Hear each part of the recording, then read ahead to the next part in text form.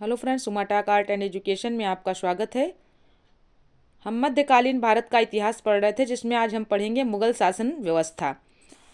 मुगलों के राजस्व सिद्धांत का मूल आधार शरीयत, कुरान एवं हदीस का सम्मिलित नाम था। मुगल कालीन शासन व्यवस्था अत्यधिक केंद्रीकृत थी, जो नियंत्रण एवं सुल्तान पर आधारित थी। मंत्रिपरिषद के लिए विजारत शब्द का प्रयोग किया गया था।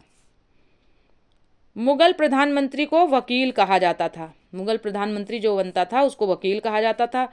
वकील की सहायता के लिए दीवान, मीर बख्शी, मीर सम्मान, मीर सामान और सद्र उस सदूर नामक पदाधिकारी होते थे। मतलब इनकी सहायता के लिए जो वकील, जो प्रधानमंत्री होते थे, उनकी सहायता के लिए सारे लोग जो है, ये जो पदाधिकारी होते थे, ये इनकी सहायता करते थे। वकील की शक्तियों को सीमित करने के लिए अकबर ने दीवान की शक्तियों में वृद्धि की।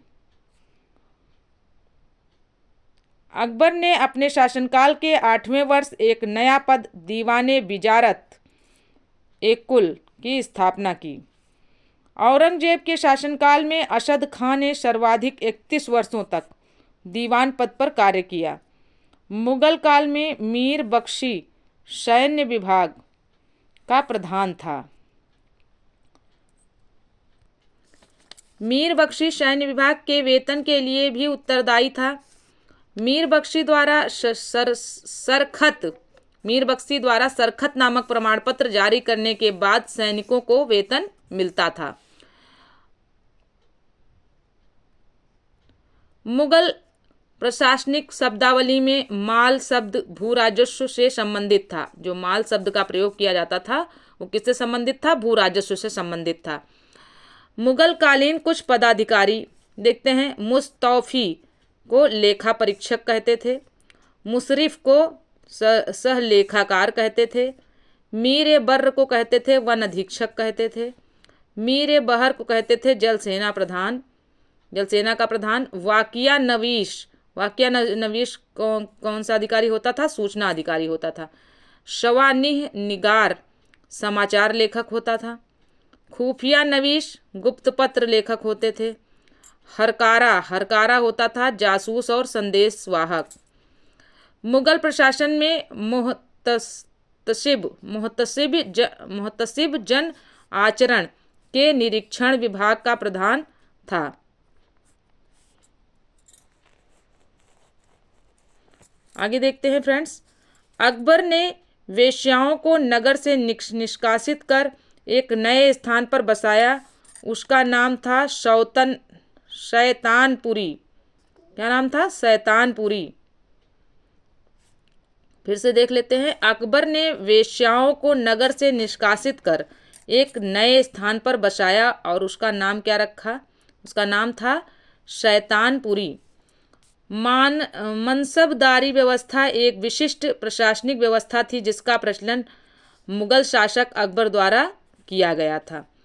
मुगलों की सैन्य व्यवस्था दशमलव प्रणाली पर आधारित थी। मनसब शब्द का अर्थ है श्रेणी अथवा पद होता है। माने मनसब जो शब्द था, मनसबदारी व्यवस्था जिसमें मनसब आया है, तो मनसब शब्द का अर्थ है श्रेणी या पद। मनसबदारी व्यवस्था के अंतर्गत 33 वर्ग थे। अकबर के शासन के 40वें वर्ष जात एवं सवार जैसी दोहरी व्यवस्था लागू की। मध्यकालीन भारत में राज्य की आय का प्रमुख स्रोत भू राजस्व था। किसी शहजादे द्वारा दिया जाने वाला आदेश पत्र निशान कहलाता था। अगर कोई शहजादा आदेश पत्र दे रहा है तो उसको क्या कहेंगे? निशान कहेंगे। शाही आदेश या शाही आज्ञा को फरमान कहा जाता था। शाही आदेश, राजा कोई आदेश दे रहा है तो उसे शाही आदेश या फरमान कहा जाएगा। शाही आदेश या शाही आज्ञा को क्या कहा जाता था? फरमान। अल्तमगा जागीर की शुरुआत जहांगीर के समय से हुई। मुगल कालीन मुद्राएं क्या क्या थी देख लेते हैं। मुद्रा, शासक और धातु। मुहर अकबर ने शुरुआत किया, मतलब अकबर शासक के समय में हुई। सोने का सिक्का, संसद अकबर सोने का सिक्का सबसे बड़ा। इलाही अकबर सोने का सिक्का। इलाही जो मुद्रा थी वो किससे बनती थी? सोने, मतलब वो एक सोने का सिक्का था। वो किसने चलवाया था? अकबर ने। रुपया शेरशाह सूरी चांदी का सिक्का। दाम तांबे का सिक्का। जीतल तांबे का सिक्का। निसार जहांगीर, निसार नाम की जो मुद्रा थी वो किसने चलवाई थी? जहांगीर ने चलवाई थी। और कहाँ पे वो करी थी? तांबे के सिक्के, मतलब तांबे का सिक्का था वो, एक तरीके का निसार जो है तांबे का सिक्का होता था, उसको चलवाया था जहांगीर ने। न्याय विभाग का प्रमुख काजी उल कुजात होता था। न्याय विभाग का प्रमुख किसे कहा जाता था? काजी उल कुजात को कहा जाता था। शाही गृह विभाग का प्रधान अधिकारी मीरे सामान अथवा खाने शमा के नाम से जाना जाता था। तनब भूमि माप के लिए प्रयुक्त लोहे के कणों से युक्त बांस की छड़ थी। तनब क्या थी? यानी तनब क्या था? भूमि माप के लिए प्रयुक्त लोहे के कणों से युक्त बांस की छड़ थी। तकावी सरकार द्वारा किसान को दिया जाने वाला कृषि ऋण था। खूत क्या था? गांव का राजस्व वसूल करने वाला अधिकारी। जरीबाना जरीब से भूमि मापने वाले कर्मचारी का शुल्क था। मदद ए माश एक अनुदान था। मदद ए माश क्या था? एक अनुदान था जो संतों और विद्वानों को प्रदान किया जाता था। अकबर के समय में भूमि को उपज के आधार पर 4 श्रेणियों में विभक्त किया गया था। पोलज, परती, चाचर, बंजर। अकबर ने भूमि माप के लिए शासन के 31वें वर्ष 1686 और 87 ईस्वी में सिकंदरी गज 30.36 इंच के स्थान पर इलाही गज 41 अंगुल या 33 इंच का प्रयोग प्रारंभ किया। मुगल काल में भू राजस्व निर्धारण की प्रमुख प्रणाली क्या थी? बटाई अथवा गल्ला बख्शी थी। मुगल काल में विभिन्न अवसरों पर अमीरों द्वारा बादशाह को दी गई भेंट नजराना या पेशकश कहलाती थी। जागीरदारी प्रथा की नींव अकबर के शासनकाल में पड़ी। जागीरों में भू राजस्व प्रशासन से संबंधित चौधरी और कानूनगो नामक वंशानुगत अधिकारी होते थे। जहांगीर ने श्रीकांत नामक एक हिंदू को हिंदुओं के मुकदमे का निर्णय करने के लिए जज नियुक्त किया था। कनकूत प्रथा में खेती को पगों या रस्सी से मापा जाता था। तत्पश्चात प्रति बीघा पैदावार का अनुमान कर राजस्व वसूल किया जाता था। मुगल बादशाह और उनके सूबे। शासक का नाम अकबर। सूबों की संख्या और नए जुड़े सूबे। देखते हैं, शासक का नाम अकबर है। फिर इनके सूबे कितने थे? सूबों की संख्या 12 सूबे, 12 + 3 15 आइन ए अकबरी में वर्णित। और इसमें 3 बरार, खानदेश और अहमदनगर नए सूबे जुड़े थे। इनके पास 12 सूबे थे जो, और 3 नए जुड़े थे। क्या नाम था? बरार, खानदेश और अहमदनगर। फिर जहांगीर 15 सूबे, कांगड़ा, जीतक, लाहौर में मिलाया। फिर है शाहजहां के पास कितने सूबे थे? 18 सूबे थे। और इन्होंने नए सूबे कौन कौन से मिलाए थे? कश्मीर, थट्टा और उड़ीसा। औरंगजेब के पास 20 सूबे थे और इन्होंने बीजापुर और गोलकुंडा को मिला लिया था, अपने मतलब नए सूबे में जोड़ लिया था। नए जुड़े सूबे हैं ये बीजापुर और गोलकुंडा। कब जुड़े? 1686 में और ये 1687 में। आगे देखते हैं, मुगल कालीन राजस्व अधिकारी। भू राजस्व की मुख्य इकाई ग्राम थी। जिसमें मालगुजारी मतलब लगान से संबंधित दो अधिकारी होते थे, मुकद्दम और पटवारी। परगने में आमिल कानूनगो तथा अमीन भू राजस्व के प्रमुख अधिकारी होते थे। अकबर ने अपनी दहशाला प्रणाली को लागू करने के लिए 1573 ईस्वी में बंगाल, बिहार, गुजरात को छोड़कर संपूर्ण उत्तर भारत में करोड़ी नामक अधिकारी को नियुक्त किया। अकबर ने झरोखा दर्शन और तुलादान की शुरुआत की। अकबर ने क्या क्या किया? झरोखा दर्शन की शुरुआत किया और तुलादान की शुरुआत किया। औरंगजेब ने झरोखा दर्शन और तुलादान को बंद करवा दिया। शुरू किसने करवाया था? अकबर ने। और बंद किसने करवा दिया झरोखा दर्शन और तुलादान को? औरंगजेब ने।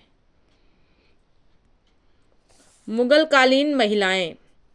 अकबर की धाय माहम अनगा ने 1560 से 62 ईस्वी यानी 1560 से 62 ईस्वी तक पर्दा शासन चलाया एवं मदरसा ए बेगम की स्थापना दिल्ली में की। नूरजहां जहांगीर की पत्नी, जिसने जुनता गुट का नेतृत्व किया। नूरजहां की मां असमत बेगम ने गुलाब के फूलों से इत्र निकालने की कला का आविष्कार किया था। अब है पेशवाकालीन युद्ध एवं उनके परिणाम। अब देखिए कौन कौन से युद्ध हुए। युद्ध वर्ष शासकों के मध्य, कौन कौन से शासकों के मध्य हुआ और कौन शासक विजयी रहा। खेड़ा का युद्ध 1707 ईस्वी में हुआ, ताराबाई और शाहू के बीच में हुआ और जीता कौन? शाहू। वरना का युद्ध 1731 में हुआ, संभाजी और शाहू जी के बीच में हुआ और शाहू जी विजयी हुए। संगोला का युद्ध 1750 में हुआ यानी 1750 में हुआ, पेशवा और छत्रपति के बीच हुआ और इसमें पेशवा की विजय हुई। पानीपत का तृतीय युद्ध 1761 ईस्वी में हुआ, अब्दाली और यानी अहमद शाह अब्दाली जो था और बालाजी बाजीराव के बीच हुआ और इसमें अब्दाली की विजय हुई। अहमद शाह अब्दाली की विजय हुई पूरा नाम है। अब फिर है प्रथम आंग्ल मराठा युद्ध 1775 से 1782 के बीच में हुआ। किसके मध्य हुआ? अंग्रेज और मराठा के मध्य हुआ। इसमें अंग्रेजों की विजय हुई। सालबाई की संधि के तहत। फिर है द्वितीय आंग्ल मराठा 1803 ईस्वी से 1805 यानी 1803 ईस्वी से 1805 ईस्वी अंग्रेज और मराठा के मध्य हुआ और इसमें अंग्रेज विजयी रहे। तृतीय आंग्ल मराठा युद्ध हुआ 1817 ईस्वी में 1817 और 1818 अंग्रेज और मराठा के मध्य हुआ और इसमें अंग्रेज विजयी रहे। मुगल शासकों के वास्तविक नाम और उनकी उपाधियां। अब मुगल शासक कौन कौन से थे और उनकी उपाधियां क्या थी देख लेते हैं। शासक, वास्तविक नाम और उपाधियां। बाबर का वास्तविक नाम बाबर। उपाधि क्या थी? पादशाह की उपाधि इन्होंने दी थी, मिर्जा की उपाधि ली थी, गाजी की उपाधि ली थी और एक उपाधि और इन्होंने दी जो है कलंदर की, बाबर ने। हुमायूं का वास्तविक नाम हुमायूं था और उपाधि इसने ली थी नासिरुद्दीन मोहम्मद की। अकबर का वास्तविक नाम जलाल था और इसने उपाधि किसकी ली थी? जलालुद्दीन मोहम्मद अकबर बादशाह गाजी। जहांगीर का वास्तविक नाम सलीम था और इन्होंने उपाधि ली थी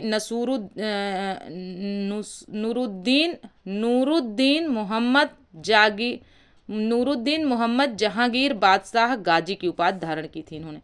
शाहजहां का नाम वास्तविक खुर्रम था।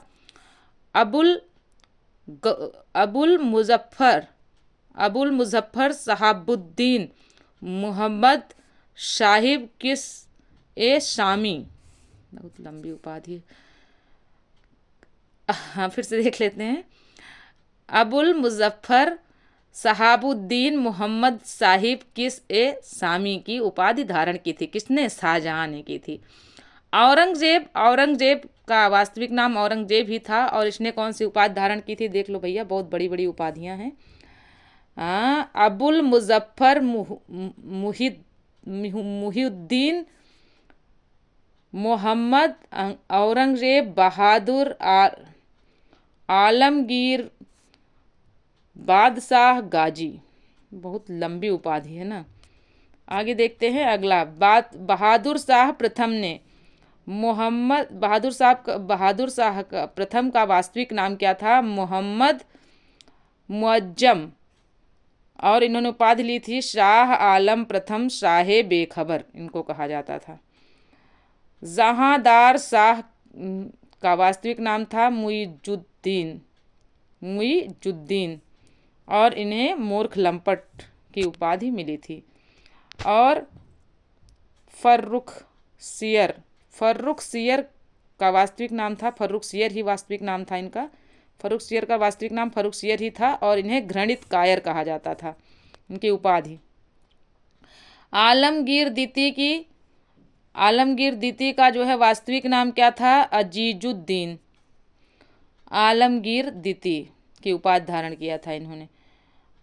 शाह आलम द्वितीय का वास्तविक नाम था अली गौहर और इन्होंने शाह आलम द्वितीय की उपाधि धारण की थी। शाह आलम द्वितीय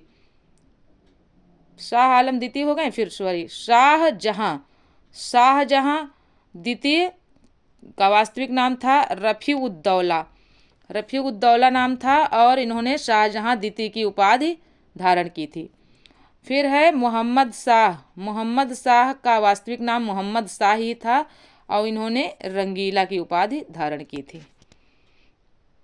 ओके फ्रेंड्स, आगे देख लेते हैं। मुगल बादशाह एवं उनके मकबरे। अब कौन से मुगल बादशाह का मकबरा कहाँ पर है देखते हैं। और ये बहुत पूछा जाता है, मिलान में इनको बहुत ज़्यादा देते हैं। मुगल बादशाह एक तरफ दे देंगे और उनका मकबरा दे देंगे और उनको मिलान करने के लिए दे देते हैं। तो देख लेते हैं। बाबर का मकबरा कहाँ है? काबुल में है। हुमायूं का मकबरा दिल्ली में है। अकबर का मकबरा आगरा सिकंदरा में है। जहांगीर का मकबरा लाहौर में है। कभी कभी लाहौर ना देके शाहदरा दे देंगे तो वो भी सही माना जाएगा, आप उसको शाहदरा लगाइएगा। आगरा ना देके सिकंदरा दे देंगे तो उसको इस तरह आपको करना रहेगा। शाहजहां का मकबरा आगरा में है। औरंगजेब का औरंगाबाद या दौलताबाद, औरंगाबाद में है, लेकिन औरंगाबाद अगर ना लिखा हुआ है तो दौलताबाद लिखा हुआ तो आप दौलताबाद में लगाइएगा। ओके फ्रेंड्स, यह वीडियो यहीं तक था। आइए इस बॉक्स में देख लेते हैं। एक क्वेश्चन है, पानीपत का तृतीय युद्ध किनके बीच हुआ तथा क्या परिणाम रहा? पानीपत का अब ये बताया, अभी पूछ रहे हैं पानीपत का युद्ध, जो पानीपत का युद्ध था वो किसके किसके मध्य हुआ था और इसका क्या परिणाम हुआ, इसमें कौन विजयी हुआ? ठीक है, तो ये आप बताइएगा कमेंट्स बॉक्स में। मिलते हैं अगले वीडियो में। अगर वीडियो पसंद आए तो चैनल को सब्सक्राइब करें, वीडियो को लाइक करें, अपने दोस्तों में शेयर करें ताकि वे भी इसका लाभ उठा सकें। जय हिंद, जय भारत।